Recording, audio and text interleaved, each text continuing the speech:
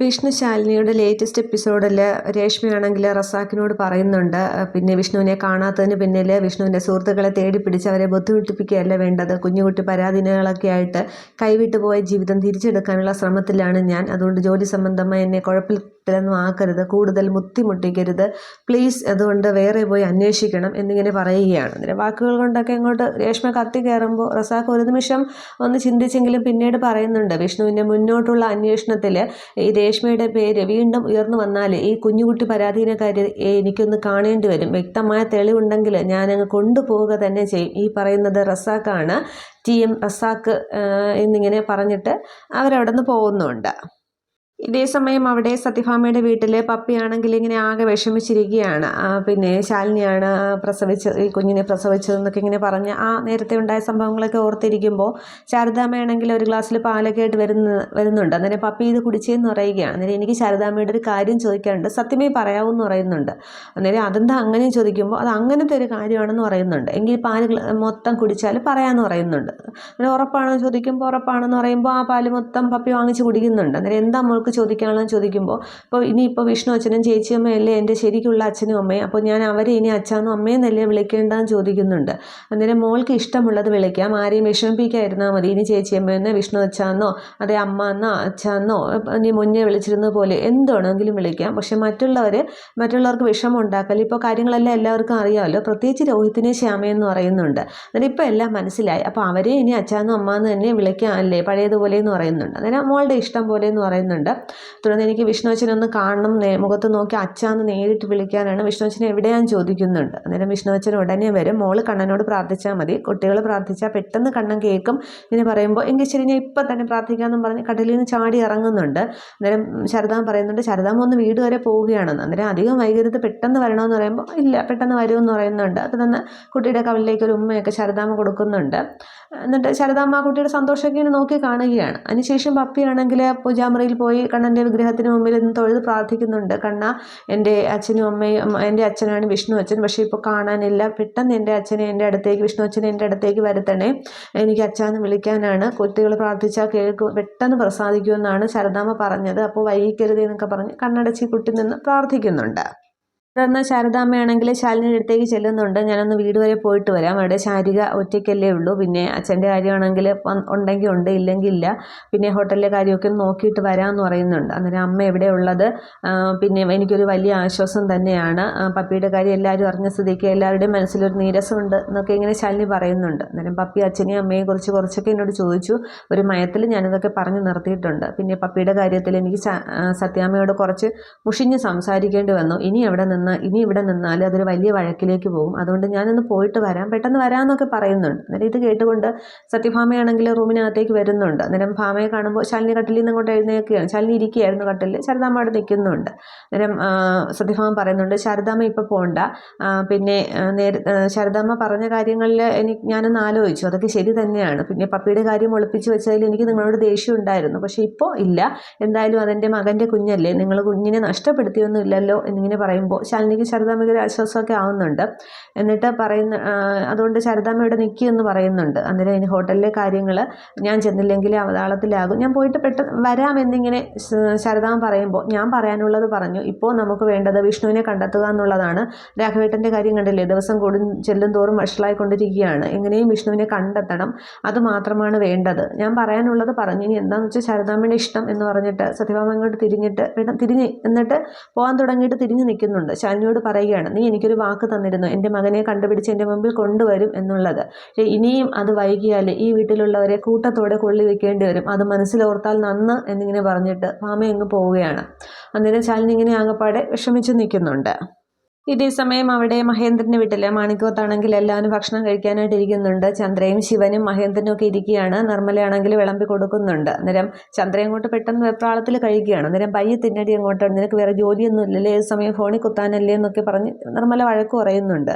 മഹേന്ദ്രൻ കഴിക്കുന്നുണ്ട്, പക്ഷേ ശിവനാണെങ്കിൽ ഈ ഭക്ഷണം ഇങ്ങനെ നോക്കിയിരിക്കുന്നേ ഉള്ളൂ, അതങ്ങോട്ട് കഴിക്കുന്നില്ല. അന്നേരം നീ എന്താടാ കഴിക്കാത്തത്, നിങ്ങൾക്ക് ഇഷ്ടമുള്ള കുറുക്കക്കറിയും എല്ലാം ഒക്കെ ആണല്ലോ ഉണ്ടാക്കി വെച്ചിരിക്കുന്നത്, അങ്ങോട്ട് കഴിച്ചേന്ന് പറയുന്നുണ്ട്. അന്നേരം പിന്നെ നോക്കിക്കൊണ്ടിരിക്കുന്നേ ഉള്ളൂ, നിനക്ക് ഇതൊക്കെ ഇഷ്ടമുള്ളതല്ലേ എന്ന് ചോദിക്കുന്നുണ്ട്. അന്നേരം മഹേന്ദ്രൻ പറയുന്നുണ്ട് ഹോസ്പിറ്റലിൽ വന്ന ശേഷം അവൻ്റെ ഇഷ്ടങ്ങളൊക്കെ മറന്നുപോയി, നമ്മൾ പറഞ്ഞു കൊടുക്കേണ്ട അവസ്ഥയാണ്, അവന് വേണ്ടെങ്കിൽ വേണ്ട, നീ ഇങ്ങോട്ട് വിളമ്പെന്ന് പറഞ്ഞിട്ട് മഹേന്ദ്രന് കൊടുക്കുന്നുണ്ട്.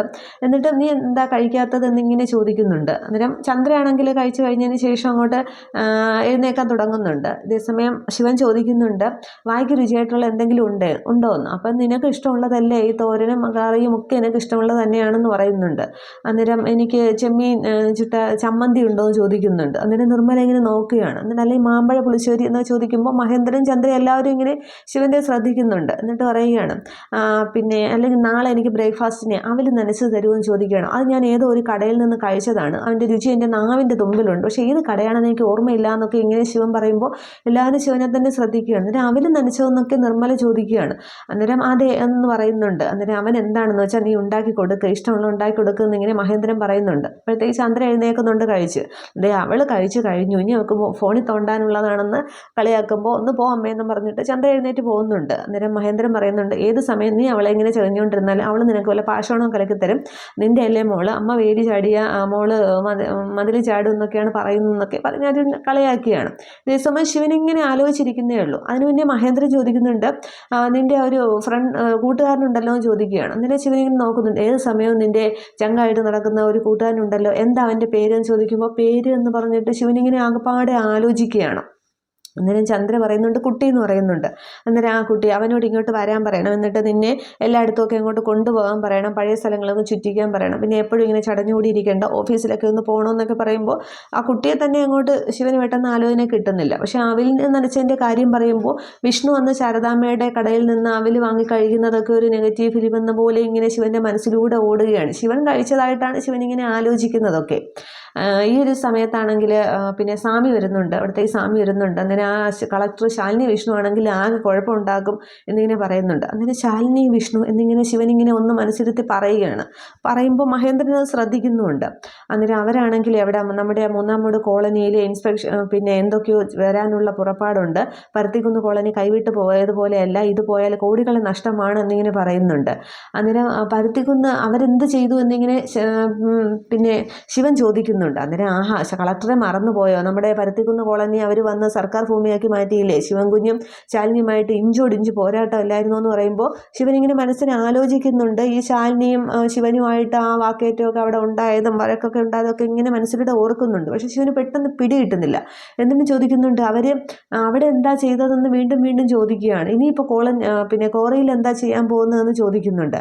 അന്നേരം അവർ എന്ന് പറഞ്ഞിട്ട് സ്വാമി അങ്ങോട്ട് പറയാൻ തുടങ്ങുമ്പോൾ ADMൻ്റെ ഫോണാണെങ്കിൽ സ്വാമിക്ക് വരുന്നുണ്ട്. അന്നേരം ശാലിനി എന്താ ചെയ്യാൻ പോകുന്നതെന്നുള്ളത് പിന്നെ ADM പറഞ്ഞുതരും, ഞാൻ സ്പീക്കറിലിടാമെന്ന് പറയുന്നുണ്ട്. തുടർന്ന് സ്വാമി ഫോൺ എടുത്തിട്ട് എല്ലാവരും കേൾക്കുന്നുണ്ട്, ADM പറഞ്ഞോളൂ എന്ന് പറയുകയാണ്. അന്നേരം ജോൺ എബ്രഹാം പറയുന്നുണ്ട് നാളെ ആണെങ്കിലും 3-ാം വാർഡ് കോളനിയിൽ കളക്ടർ ശാലിനി വിഷ്ണു ഒരു ഇൻസ്പെക്ഷൻ വരാനായിട്ട് സാധ്യതയുണ്ട്, പേപ്പർ എന്തെങ്കിലും കൃത്രിമം കണ്ടു കഴിഞ്ഞാൽ ലൈസൻസ് കട്ടാവാനുള്ള സാധ്യതയുണ്ട്, പിന്നെ ജന്മത്തെ പുതുക്കിയെടുക്കാനായിട്ട് സാധിക്കില്ല, എന്തെങ്കിലും വേണമെങ്കിൽ ചെയ്തോളൂ എന്ന് പറഞ്ഞിട്ട് ഫോൺ വയ്ക്കുന്നുണ്ട്. അന്നേരം ശിവൻ ഇങ്ങനെ ആലോചിക്കുകയാണ്. അന്നേരം മഹേന്ദ്രൻ പറയുന്നുണ്ട് ഈ കളക്ടർ ശാലിനി വിഷ്ണുവിന് എന്തിൻ്റെ കേടാണ്, അവരുടെ ഭർത്താവ് ഏതോ ഒരു പെണ്ണിൻ്റെ കൂടെ ഒളിച്ചോടി പോയെന്നോ എന്തൊക്കെയോ പറയുന്നു കേട്ടോ എന്ന് പറയുമ്പോൾ ഭർത്താവ് ഒളിച്ചോടി പോയെന്ന് അവരെന്തിനാണ് നമ്മുടെ മെക്കിട്ട് കയറുന്നത് എന്നൊക്കെ ഇങ്ങനെ സ്വാമിയും പറയുന്നുണ്ട്. അന്നേരം ശിവൻ ഇങ്ങനെ ശ്രദ്ധിക്കുകയാണ് ഈ പറയുന്ന കാര്യങ്ങളൊക്കെ. ശാലിനിയുടെ മുഖം അങ്ങോട്ട് കറക്റ്റ് ശിവന് കിട്ടുന്നില്ല, മനസ്സിൽ ആലോചിച്ചിട്ട് അങ്ങോട്ട് കിട്ടുന്നുമില്ല. അന്നേരം മഹേന്ദ്രൻ പറയുന്നുണ്ട് ഭർത്താവിൻ്റെ വേർപാടിൽ ഭർത്താവ് ഒളിച്ചോടി പോയതിൽ കാണാതായതിൽ വിഷമിച്ചിരിക്കുന്ന ശാലിനി വിഷ്ണുവിന് നമുക്ക് മനസ്സറിഞ്ഞൊന്ന് സഹായിക്കണം, അവളുടെ ജീവൻ എടുത്തുകൊണ്ട് തന്നെ സഹായിക്കണം, ഇനി അവൾ ഈ ഭൂമിയിൽ വേണ്ട എന്നിങ്ങനെ പറയുന്നുണ്ട്. അന്നേരം ശിവനിങ്ങനെ ആകെ ഷോക്കായിട്ട് നോക്കുന്നുണ്ട്. അന്നേരം ആ ലാസറിനെ അങ്ങോട്ട് വിളിക്കുക, ഇനി ഇത് വെച്ച് വൈകിപ്പിക്കേണ്ട എന്നിങ്ങനെ സ്വാമിയോട് പറയുന്നുണ്ട്.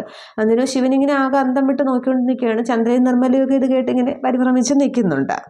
തുടർന്ന് രാത്രിയാണെങ്കിൽ സത്യയും പപ്പിയും ഉറക്കാനായിട്ട് ശാലിനി കിടക്കുന്നുണ്ട്. ഇങ്ങനെ ഷീറ്റൊക്കെ മൂടിക്കൊടുക്കുകയാണ്. അന്നേരം ഈ അച്ഛൻ എന്താ അമ്മ വരാത്തത്, അച്ഛന് നമ്മളെ ഒന്നും വേണ്ടേ എന്നിങ്ങനെ സത്യ ചോദിക്കുന്നുണ്ട്. പപ്പിയും പറയുകയാണ് വിഷ്ണു അച്ഛനെ ഇന്നലെയും ഞാൻ സ്വപ്നം കണ്ടു എന്ന് പറയുന്നുണ്ട്. അന്നേരം വിഷ്ണു അച്ഛൻ വരും, വലിയൊരു ജോലിയൊക്കെ ആയിട്ട് പോയിട്ടിരിക്കുകയാണ്, വരുമെന്ന് പറയുന്നുണ്ട്. അന്നേരം ഞങ്ങളെ ബീച്ചിൽ കൊണ്ടുപോകാമെന്ന് പറഞ്ഞിട്ട് എത്ര നാളായി എന്ന് പറയുന്നുണ്ട്. അന്നേരം അച്ഛൻ വരും, നിങ്ങളെ കൊണ്ടുപോകും എന്നൊക്കെ പറയുകയാണ്. അന്നേരം വിഷ്ണു അച്ഛനെ എന്ന് വന്നിട്ടാണ്, നമുക്ക് നാളെ തന്നെ ബീച്ചിൽ പോകണമെന്നിങ്ങനെ പപ്പി നിർബന്ധം പിടിക്കുകയാണ്. അന്നേരം ശരി നിങ്ങളിപ്പോൾ കിടന്ന് നാളെ ഞാൻ എന്തായാലും കൊണ്ടുപോകാമെന്ന് പറയുന്നുണ്ട്. അന്നേരം വിഷ്ണുവച്ചൻ പറ്റിച്ച പോലെ ചേച്ചിയമ്മ പറ്റിക്കരുത് എന്നിങ്ങനെ പറയുമ്പോൾ ഇല്ല, ഉറപ്പായിട്ടും കൊണ്ടുപോകും, ഇപ്പോൾ ഉറങ്ങിക്കോ എന്ന് പറയുമ്പോൾ രണ്ടുപേരും കൂടി ഉറങ്ങുകയാണ്. തുടർന്ന് ശാലിനിയാണെങ്കിൽ ഇങ്ങനെ ആകെ വിഷം വെച്ച് അവിടെയാണെങ്കിൽ ഇരിക്കുന്ന വിഷ്ണുവിൻ്റെ ആ ഒരു ഫോട്ടോയിലേക്ക് ഇങ്ങനെ നോക്കുകയാണ്. എന്നിട്ട് ആ ഫോട്ടോ ഇങ്ങനെ എടുത്തിട്ട് വിഷ്ണുവായിട്ടുള്ള ആ നല്ല നിമിഷങ്ങളൊക്കെ ശാലിനി ഇങ്ങനെ ആലോചിച്ച് അങ്ങോട്ട് കരയുന്നുണ്ട്. എന്നിട്ട് ആ ഫോട്ടോയും കൊണ്ട് കട്ടിലേക്ക് ചെന്നിരിക്കുകയാണ്. എന്നിട്ട് പറയുന്നുണ്ട്, വിഷ്ണുവേട്ടൻ എവിടെയാ, എൻ്റെ മക്കളെ ഉപേക്ഷിച്ചിട്ട് എവിടെ പോയിരിക്കുകയാണ്, മക്കൾ ബീച്ചിൽ പോകണമെന്നും പറഞ്ഞ് വാശി പിടിക്കുകയാണ്, നാളെ എന്തായാലും ഞാൻ അവരെയും കൊണ്ട് പോവുകയാണ്, വിഷ്ണുവേട്ടന് കുറച്ച് സമയം വന്നൂടെ എൻ്റെ മക്കളുടെ അടുത്തേക്ക് സന്തോഷത്തോടു കൂടി, വിഷ്ണുവേട്ടൻ ഇല്ലാതെ എനിക്ക് ബീച്ചിൽ പോകാനായിട്ട് സാധിക്കില്ല കുട്ടികളെയും കൊണ്ട്, നാളെ വിഷ്ണുവേട്ടൻ വരും എന്നുള്ളൊരു വിശ്വാസത്തിൽ ഞാൻ പോവുകയാണ് കുട്ടികളെയും കൊണ്ട്, ഉറപ്പായിട്ടും വരണേ വിഷ്ണുവേട്ടാ എന്നൊക്കെ ഫോട്ടോയിൽ നോക്കി ഇങ്ങനെ പറഞ്ഞിട്ട് ഫോട്ടോയും ചേർത്ത് പിടിച്ച് ശാലിനി ഇങ്ങനെ വിഷമിച്ച് ഇരിക്കുകയാണ്. ആ സമയത്ത് ശാലിനി വിഷ്ണുവിൻ്റെ ആ പഴയ ഇതൊക്കെ ഓർമ്മിക്കുന്നുണ്ട്. അന്ന് എല്ലാവരും കൂടി ബീച്ചിൽ പോയതും വട്ടം ചുറ്റി കളിച്ചതും ഒക്കെ ഇങ്ങനെ സങ്കടപ്പെടുകയാണ്. തുടർന്ന് കുടുംബശ്രീ വീടാണ് കാണിക്കുന്നത്. അവിടെ ശാരദാമ്മയുണ്ട്. ശ്യാമയും രോഹിത്തും ഒക്കെ ശാരദാമ്മയോടൊപ്പം ഇവിടേക്ക് വന്നിട്ടുണ്ട്. രോഹിത്തിനെ കാണിക്കുന്നില്ല. ശ്യാമയാണെങ്കിൽ കട്ടിലിരുന്ന് ഡ്രസ്സൊക്കെ ഇങ്ങനെ മടക്കി വെക്കുകയാണ്. അന്നേരം ജനൽ കൂടി വന്നിട്ട് ശാരദാമ്മ ചോദിക്കുന്നുണ്ട്, ശ്യാമ രോഹിത്ത് ഇതുവരെ വന്നില്ലേ ചോദിക്കുകയാണ്. അന്നേരം വരുമ്പോൾ വരട്ടെ, വന്ന് ബെല്ലടിക്കട്ടെ, ഉണരുകയാണെങ്കിൽ കതവ് തുറന്നു കൊടുക്കാം, അല്ലെങ്കിൽ പുറത്ത് കിടക്കട്ടെ എന്ന് പറഞ്ഞിട്ട് ശ്യാമ ഒരു ഭാവമില്ലാതെ തുണിയങ്ങ് മടക്കിക്കൊണ്ടിരിക്കുകയാണ്. ഈ സമയത്ത് പുറത്താണെങ്കിൽ രോഹിത്ത് ഓട്ടോയിൽ വരുന്നുണ്ട്. ആകെ മദ്യപിച്ചിലേക്ക് കേട്ടാണ് രോഹിത്ത് വരുന്നത്. വന്ന് ഓട്ടോയിൽ നിന്ന് പൈസയൊക്കെ കൊടുത്തിട്ട് ആടി അകത്തേക്ക് കയറുന്നുണ്ട്. അവൻ വാതിൽ അടച്ചിരിക്കുകയാണ്. വാതിൽ കൊട്ടിയിട്ട് ശ്യാമയെന്ന് വിളിക്കുകയാണ്. അന്നേരം രോഹിത്ത് വന്നു എന്ന് പറയുകയാണ്. അന്നേരം ഇവളിത് എവിടെ പോയി കിടക്കുകയാണെന്ന് പറഞ്ഞ് 2-3 വട്ടം കിടന്ന് ബഹളം ഉണ്ടാക്കി വാതിൽ തട്ടുകയാണ്. അന്നേരം പോയി വാതിൽ തുറന്ന് കൊടുക്കടിയെന്ന് ശാരദാമ്മ പറയുമ്പോൾ ശ്യാമ അപ്പുറത്തേക്ക് പോകുന്നുണ്ട്. പക്ഷേ ആ രോഹിത്തിൻ്റെ വിളിയിലൊക്കെ ശാരദാമ്മ എന്തോ ഒരു സംശയിച്ചിങ്ങനെ നോക്കി നിൽക്കുകയാണ്. വാതിൽ തുറക്കുന്നതിന് ശേഷമുള്ള സീൻ കാണിക്കുന്നില്ല. ഇത്രയും ആകുമ്പോൾ എപ്പിസോഡ് അവസാനിക്കുന്നുണ്ട്.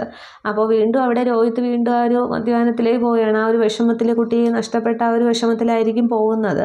പക്ഷേ പിന്നീട് പറഞ്ഞൊക്കെ മനസ്സിലാകുമ്പോൾ രോഹിത്ത് തിരിച്ചു വരികയായിരിക്കും ചെയ്യുന്നത്. പിന്നീട് ഇവർ മാത്രമായിട്ടൊരു ജീവിതമൊക്കെ തുടങ്ങുകയാണ് ചെയ്യുന്നത്. അതിൽ സന്തോഷമൊക്കെ ഉണ്ടാവും.